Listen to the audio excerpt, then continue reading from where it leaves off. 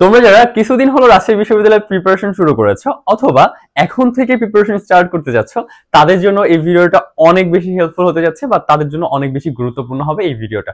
কারণ তোমরা এখন অনেকেই আমাকে এটা বলো যে ভাইয়া এমন একটা সাজেশন দেন বা এমন কিছু ওয়ে বলে দেন, এমন কিছু টেকনিক বলে দেন যেটা ফলো করলে আমি অ্যাটলিস্ট রাজশাহী বিশ্ববিদ্যালয়ে একটা সিট কনফার্ম করতে পারবো। ভাই টপার হওয়া নিয়ে আপনি অনেক বলছেন জীবনে, বাট অ্যাটলিস্ট চান্স কিভাবে পাবো এটা নিয়ে একটু বলেন। আচ্ছা, তোমাকে আমি এটা নিয়েই বলবো, তুমি অ্যাটলিস্ট একটা সিট কিভাবে কনফার্ম করবা।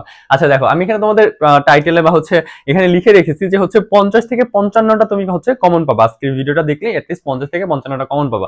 তোমরা জানো যে রাজশাহী বিশ্ববিদ্যালয়ে একটা প্রশ্নের জন্য কিন্তু 1.25 করে তোমাকে মার্ক দিচ্ছে, রাইট? সো তোমার যদি 55টা কোশ্চেন হয়ে যায় তাহলে তোমার চান্স ভাই আটকানোর মতো মানে ক্ষমতা কারণ নাই। 55টা কোশ্চেন হলে তুমি নিশ্চিত চান্স পাবা, এটা একদম 100% গ্যারান্টি দিয়ে ভাইয়া বলতে পারি। ওকে, কারণ কাট মার্কসটা এরকমই 65 ঘরে কিন্তু থাকে, ঠিক আছে? সো তোমার জন্য কিন্তু এর বেশি মার্কসের কোনো প্রয়োজন নেই। অ্যাটলিস্ট একটা সিট যদি কনফার্ম করতে হয়, 80টা কোশ্চেনের ভিতরে তুমি 50 থেকে 55টা কনফার্ম করলে ইনাফ।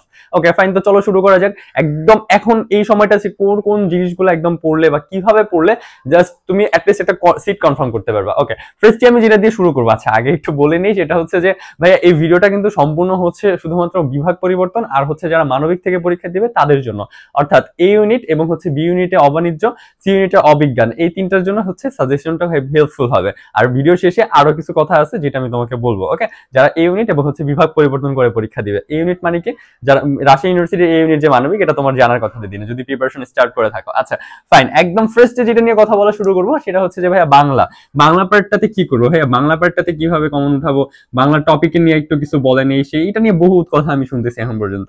আচ্ছা, বাংলা এখানে তোমাদের দুইটা পার্টে কোশ্চেন হয়, first paper and second paper.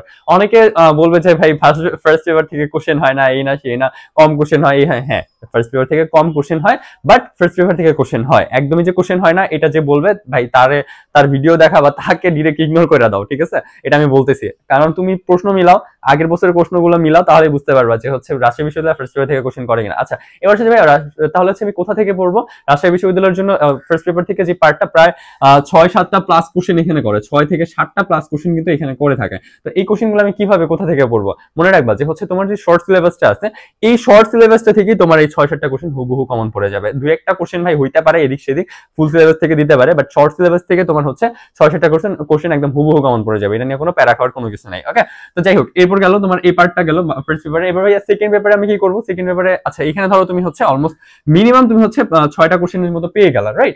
এরপরে আসো ভাইয়া যে আমি এবার তো সেকেন্ড পেপার আছে, বিরোচন পার্ট আছে, এগুলোর জন্য কি করবো? আচ্ছা দেখো, এটার জন্য বিরোচন পার্টির জন্য বলো বা সেকেন্ড পেপারের জন্য বলো, সেকেন্ড পেপার নিয়ে একটু আমি তোমাকে বলি। সেকেন্ড পেপারে দেখা গেছে মানে সেকেন্ড পেপার বলতে তোমার ব্যাকরণ পার্টটা, যে ব্যাকরণ পার্টটা থেকে কিন্তু কিছু মানে ভালো সংখ্যক কোশ্চেন এখানে হয়, তাই না? তো এখানে ধরো তোমার উপসর্গ, সমাস, তারপরে কারক বিভক্তি বা তোমার বাক্য প্রকরণ বলো, বা নত্য সত্য বিধান, উচ্চারণ, তারপরে বানান শুদ্ধিকরণ থেকে শুরু করে এই যে পার্টগুলো আছে, ধ্বনি পরিবর্তন বা এই যে মেইন টপিক গুলো যেগুলো আছে, ধাতু, প্রকৃতি, প্রত্যয়, এগুলো থেকে তোমার অনেকটা কমন পড়ে যায়, অনেক প্রশ্ন কিন্তু কমন পড়ে যায়। তুমি এই যে টপিক গুলো ভাইয়া জাস্ট নাম এখানে বললাম, অথবা তোমার ক্রিয়া, অর্থাৎ তোমার তোমার বিশেষণ বা তোমার বাক্য যে পরিবর্তনটা আছে, এই যে পার্ট গুলা আছে, অর্থাৎ সেন্টেন্স মানে চেঞ্জিং বা বলি আমরা ইংলিশে অনেক সময়, ঠিক আছে? এই যে পার্ট গুলো আছে, জটিল বাক্য, তারপর যৌগিক বাক্য, তারপর সরল বাক্য, এই পার্ট গুলো যেগুলো এখন পর্যন্ত ভাইয়া বললাম, এগুলোর ভিতর থেকেও অ্যাটলিস্ট আমি যে টপিকগুলো মুখ থেকে বের করছি, এগুলা থেকেও যদি তুমি পড়ে যাও, তাহলে অ্যাটলিস্ট এখানে একদম মিনিমাম 5+ কোশ্চেন তুমি এখানে পাই যাবা ভাই, একদম হুবহু পাবা। এতে কোনো মানে তুমি দ্বিধা রাখতেই পারো না যে এর চেয়ে কম পাবা। ভাই আমি তোমাকে গ্যারান্টি বলতেছি, এখানে মিনিমাম 5+ কোশ্চেন তুমি পাবা। আমি যে মুখে যা বললাম 5 না আরো বেশি হইতে পারে, মানে যে টপিকগুলো বললাম 5 to 8+ তুমি কোশ্চেন এখানে পেয়ে যাবা। ওকে, যে কোশ্চেন মানে কথা নামগুলো বলছি, এটা নিয়ে আমি আবার সাজেশন ভিডিও বানাবো 100% বাংলা, মানে বাংলা একদম 100% কমনের জন্য একটা সাজেশন ভিডিও বানাবো, এটা নিয়ে তুমি চাইলে দেখে নিতে পারো, কোনো সমস্যা নেই। এইটার পরে আমি ওই ভিডিওটা দিব, সমস্যা নেই। ওকে, তো যাই হোক, এটা গেল। এরপর আসলে ভাইয়া বাংলার আরেকটা পার্ট কি পড়তে হয়, এটার জন্য তোমার বিরোচন পার্ট পড়তে হবে। মনে রাখবা, অনেক ভুল আমরা করে থাকি, আমরা একটা ভুলের কারণে সবচেয়ে বেশি মানে সাফার করি, এটা যে আমরা বিরোচন পার্টটা পড়ি না, ইংলিশের মেমোরাইজিং পার্ট পড়ি না। আচ্ছা, তুমি মনে রাখবা এখানে তোমার যে বিরোচন পার্টটা আছে, এই বিরোচন পার্টটা থেকে হিউজ পরিমাণে কোশ্চেন করে। হিউজ পরিমাণে বলতে যে মানে একটা ভালো সংখ্যক কোশ্চেন এখান থেকে কিন্তু করে থাকে। তো তুমি বিরোচন পার্ট বলতে কি বোঝাচ্ছি? সমর্থক শব্দ, তোমার বিপরীতার্থক শব্দ আছে, তারপরে এক কথায় প্রকাশ, পারিভাষিক শব্দ বা হচ্ছে তোমার বাগধারা, এই যে পার্টগুলো আছে এই পার্টগুলো কিন্তু তোমার মানে এইগুলো প্রত্যেকটা পার্ট থেকে একটা একটা করে কোশ্চেন কিন্তু তোমাকে দিবেই, ঠিক আছে। তো এই পার্টগুলো থেকে তুমি মোটামুটি ভাবে 4 থেকে 5টা কোশ্চেন একদম হুবহু কমন পেয়ে যাবে। আমি 4+ ধরলাম এখানে, হ্যাঁ 4টা প্লাস হচ্ছে কোশ্চেন তুমি এখানে পেয়ে যাবে ইনশাআল্লাহ, আশা করা যায়, ঠিক আছে। তো এই একটা পার্ট গেল, এই একটা পার্ট গুলো একদম ভাইয়া যেভাবে বলতেছি হুবহু এই জিনিসগুলো একটু মিলাই নিও, ওকে। এবার আসলে ভাইয়া ইংলিশের জন্য আমি কি করব, একদম ভাই ইংলিশের জন্য আমি টপিক সহ তোমাকে বলবো, কোনো সমস্যা নাই। ফার্স্ট পেপার, আগে ফার্স্ট পেপার নিয়ে বলি, অনেক ভুল ধারণা থাকে যে ভাইয়া ফার্স্ট পেপার থেকে কোশ্চেন হয়, না রে ভাই, রাজশাহী বিশ্ববিদ্যালয় ফার্স্ট পেপার থেকে কোশ্চেন করে না।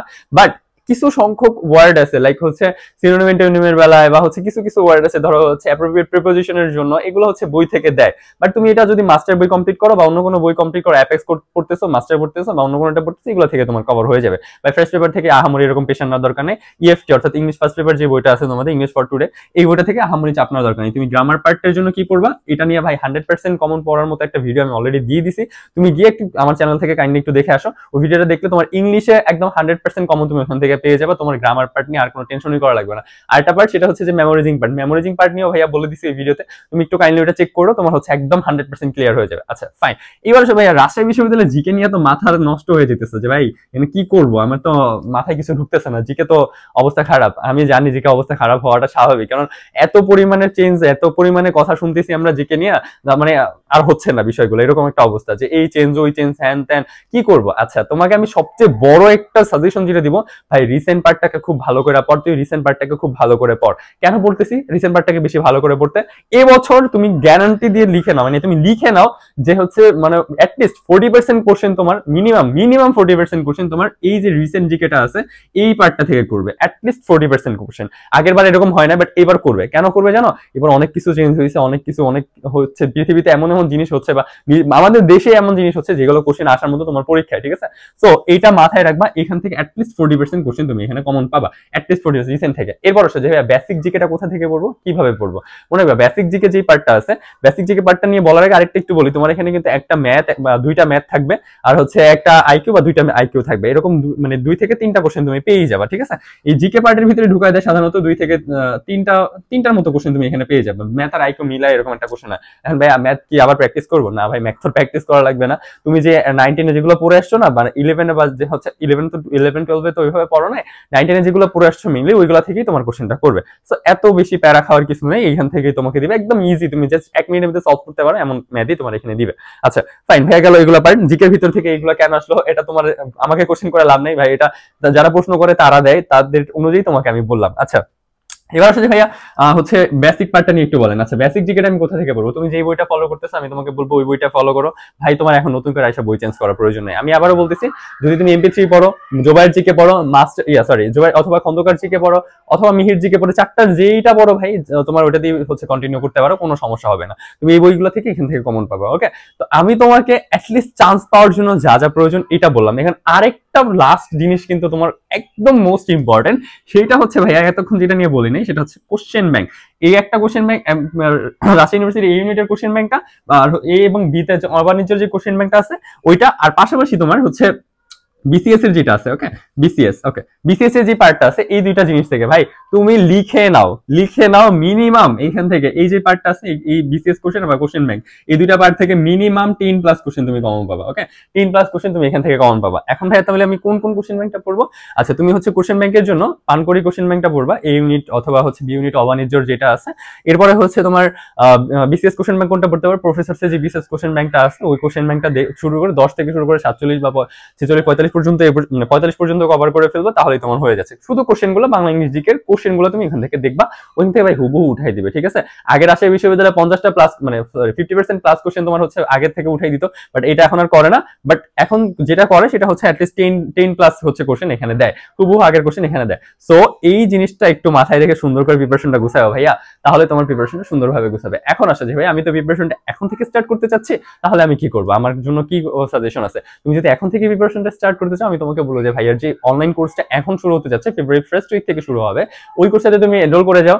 তোমার প্রিপারেশন কিভাবে ভালো করতে হয়, তুমি কিভাবে চান্স পাবা, এইটা সম্পূর্ণ হেডেক আমাদের, তুমি আমার উপরে ছেড়ে দিয়ে তুমি পড়াশোনাটা স্টার্ট করতে পারবা। ওকে, এখন ভাই এখানে আমাকে কি কি দেওয়া হবে এই কোশ্চেন যদি তুমি আমাকে করো, আমি তোমাকে বলবো যে তোমার এখানে লাইভ ক্লাস হবে, এটা হবে জুমে ভাই, তুমি হচ্ছে ওখান থেকে আনমিউট করে আমাকে যে কোনো কোশ্চেন করতে পারবা।